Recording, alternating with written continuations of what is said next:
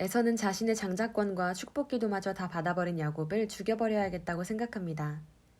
그렇게 하면 야곱에 대한 분풀이를 할 수 있을 뿐만 아니라 빼앗긴 복을 되찾을 수 있으니 모든 것이 원상복귀될 것이라 여긴 것 같습니다.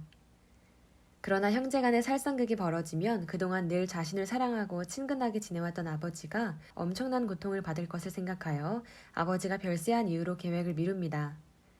하나님에 대한 관심도 없고 스스로 장자의 명분을 가볍게 여기다가 믿음의 장자권이 멀어진 것인데 에서는 이에 대해 회개하기는커녕 화풀이로 범죄 계획을 세웁니다.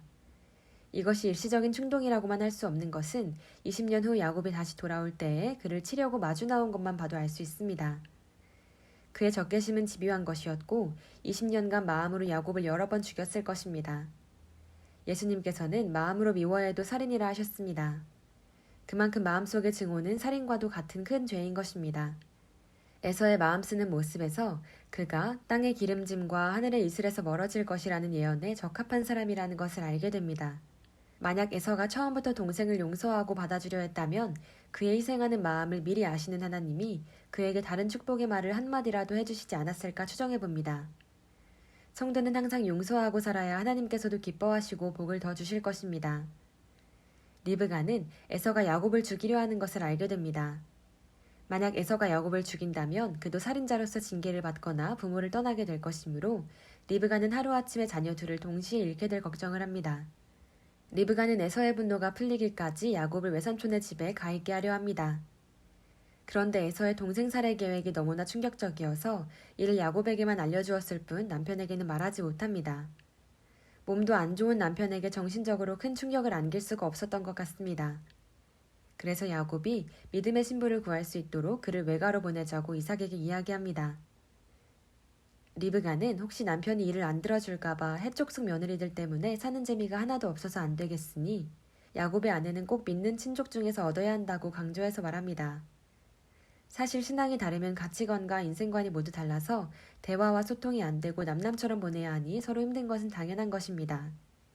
그런데 야곱은 현재 77세로서 결혼할 나이가 한참 지난 상태입니다. 에서는 40세에 가나안 여자를 2명이나 신부로 맞아들였는데 쌍둥이 야곱은 37년이 더 지나도록 결혼을 하지 않은 것입니다. 이는 아마 어머니의 권고로 가나안 여자와는 결혼하지 않고 외가 쪽에서 믿음의 신부를 구하려고 하다가 늦어진 것이 아닐까 합니다. 그러므로 야곱이 신부를 구하려고 하란으로 간다는 것은 좋은 명분이 되고 또 필요한 것이었습니다. 이삭은 리브가의 제안을 받아들이고 미신을 따르는 며느리들로 인한 고통을 생각하여 야곱에게는 우상에 물들지 않은 자신의 친족에게서 여자를 구할 것을 당부합니다. 그리고 아브라함의 복으로 그에게 축복기도 합니다.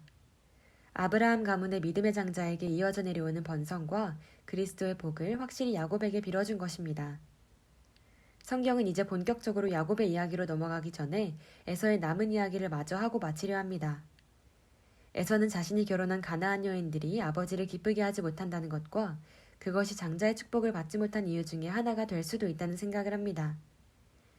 이는 결혼한 지 오래되었지만 아직도 에서의 부인들이 하나님을 거절하고 시부모와 갈등이 여전한 상태라는 것을 말합니다. 그래서 에서는 부모의 맘에 들 만한 다른 여자를 구할 생각을 합니다. 그러기 위해서 외가 쪽으로 가기는 어려우니 그나마 아버지가 가장 선호할 만한 여자를 데려오려고 아버지의 배다른 형제인 이스마엘의 딸 중에서 여자를 한 명 더 데려옵니다. 에서는 믿음도 없고 어리석은 점도 있지만 부모를 생각하는 효성은 있는 것 같습니다. 야곱이 20년 동안 고향을 떠나 있느라 부모를 공경하지 못했으나 에서는 야곱보다는 더 길게 부모를 모시고 섬겼습니다. 그로 인해 부모님의 재산을 많이 상속받고 장자가 받을 만큼의 재물의 복은 받은 것 같습니다.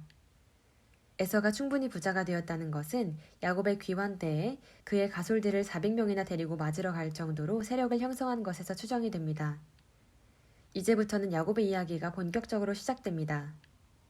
야곱은 언약의 후손으로 정해졌지만 약속된 축복을 쟁취하려고 인간적인 수법을 쓰다가 결국 먼 도피길을 떠나야 하는 신세가 되어버렸습니다. 잘못한 대가를 치르는 것입니다. 이렇게 택함받은 백성들도 범죄하면 죄에 대한 보응을 받는 것입니다.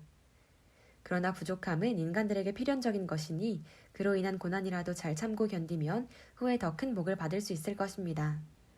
야곱은 브엘사바에서 출발해서 하란으로 갑니다. 그러다가 2일 정도 지나서 루스에 도착하여 그날도 돌을 베개로 삼고 겉옷을 이불 삼아 피곤한 잠을 잡니다. 집에 머물기를 좋아하는 야곱에게 집 떠난 길은 매우 외롭고 우울하고 전에 가보지 못한 두려운 길이며 멀고 험난한 고난의 길일 것입니다. 그런데 아버지 이삭은 큰 부자이고 종들도 많으므로 위험한 길을 야곱 혼자 보내지는 않고 길을 잘 아는 종들을 몇 명 같이 보냈을 것으로 추정이 됩니다. 그의 어머니 리브가를 신부로 데려올 때에도 아브라함의 종 엘리에셀이 많은 폐물과 낙타를 10마리나 몰고 갔었습니다. 동행이 있다 해도 야곱은 과연 언제쯤 에서의 분노가 가라앉아 자신이 집에 돌아올 수 있을지 생각하면 정신적으로 매우 힘들었을 것입니다. 이제 야곱은 온실을 떠난 장미같이 되었지만 그래도 성도는 환난과 고통을 당할 때에 비로소 하나님을 더 가까이 의지하고 더 간절히 기도하게 됩니다. 평안하기보다는 고난이 많을 때가 오히려 신령한 복을 더 많이 받는 때가 되는 것입니다.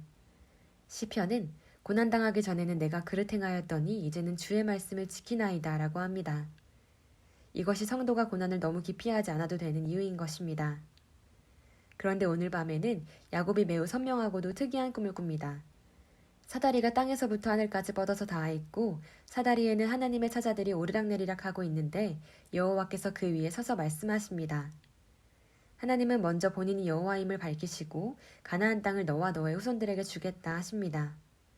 이는 원래 아브라함과 이삭에게 허락하신 약속의 땅인데 이번에는 야곱에게 넘겨주신다 하니 그를 장자로 정하시고 메시아의 복을 그를 통해서 이어가겠다고 말씀하시는 것입니다.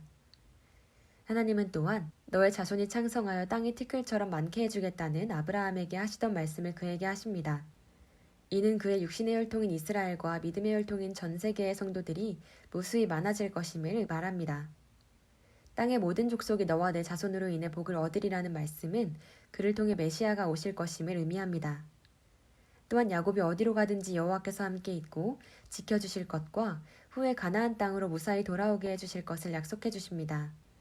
미지의 세계로 떠나는 야곱에게 하나님께서 함께 해주시겠다는 약속은 무엇보다 큰 용기와 힘을 주는 것입니다.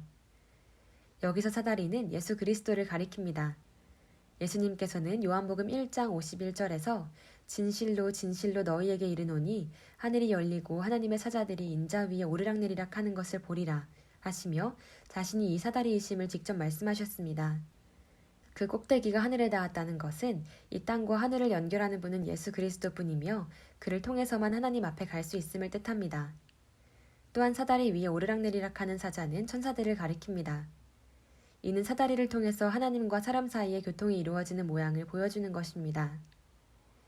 이렇게 하나님의 사랑과 구원이 그리스도를 통하여 내려오고 또한 성도의 기도는 사다리를 통해 하나님께 전달되는 것입니다. 야곱에게 이 계시를 보여주신 것은 야곱을 통해서 향후 그리스도의 복이 인류에게 내려질 것임을 말해줍니다.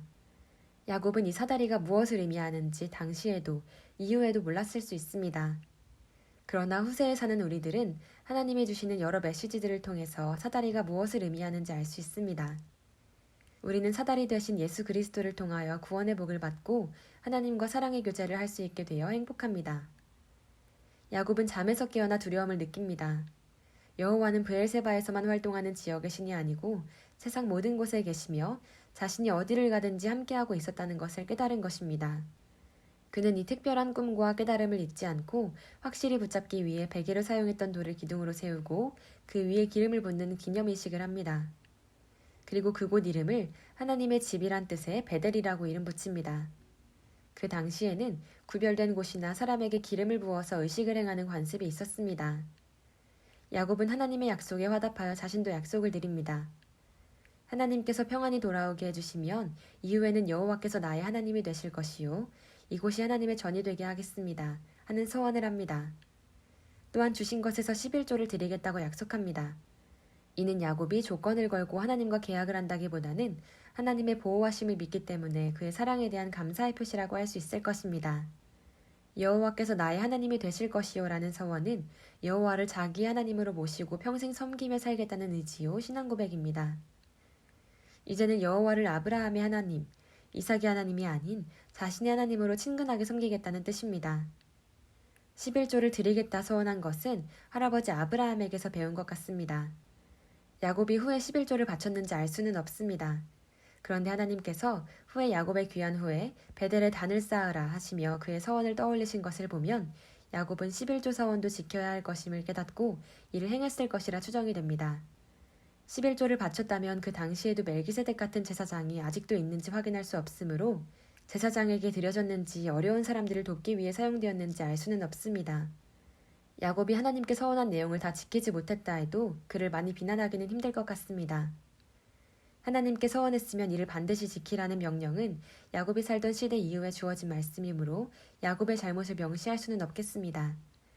단 야곱은 자신의 약속을 기억하며 성심껏 하나님을 사랑하고 섬기려 노력하면 될 것 같습니다. 시청해주셔서 감사합니다.